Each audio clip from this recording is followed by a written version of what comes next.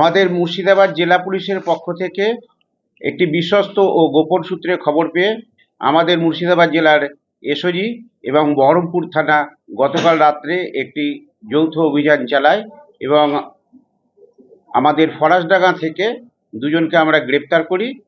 তাদের কাছ থেকে আমি 5টা 7.65 যে ইম্প্রোভাইজড যে আমরা আর্মস পাই এবং আমরা তাদের কাছ থেকে 10টি ম্যাগাজিন এবং 25 রাউন্ড আমরা 7.65 অ্যামুনিশন আমরা সিজ করেছি। কোথায় থেকে নিয়ে আসছিল এগুলো? এগুলো আমরা যেটা খবর পেয়েছি বিহারের জামালপুর থেকে নিয়ে আসছিল এবং রানীনগরের ওরা এটা ডিসপোজাল করবে বলে এই খবর আমরা পেয়েছি। বাদ বাকি আমরা ভেরিফাই করে দেখছি। এই দুজন অবশ্যই কেরিয়ার, এরা নিয়ে আসছিল ওখান থেকে।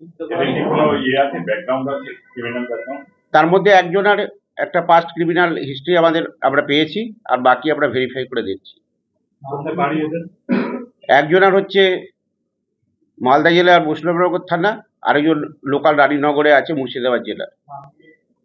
একজনের নাম আবু হেনা, আরেকজনের নাম শেখ সারিফুল। সেটা আমরা তদন্ত করে দেখছি। বাইকে করে আসছিল না কিসে করে? এরা বাসে করে আসে, তারপরে এখান থেকে অটো করে যাচ্ছিল, সেখানে আমরা সিজ করি ওদের কাছ থেকে। মানে এরা কি বিক্রি করার জন্য যাচ্ছিল? কত টাকা দাম?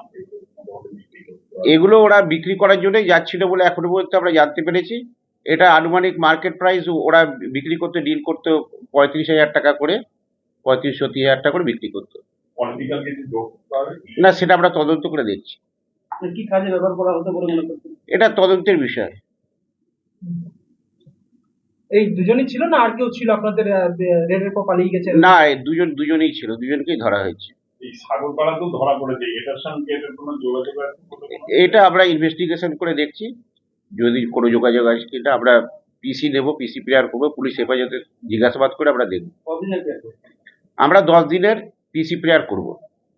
কি কি রিকভারি করলেন? আমরা এদের কাছ থেকে 5টা 7.65 ফায়ার আর্মস, 10টা ম্যাগাজিন এবং 25 রাউন্ড 7.65 লাইভ অ্যামুনিশন, এটা আমরা সিজ করি এবং সঙ্গে অল্প কিছু টাকা।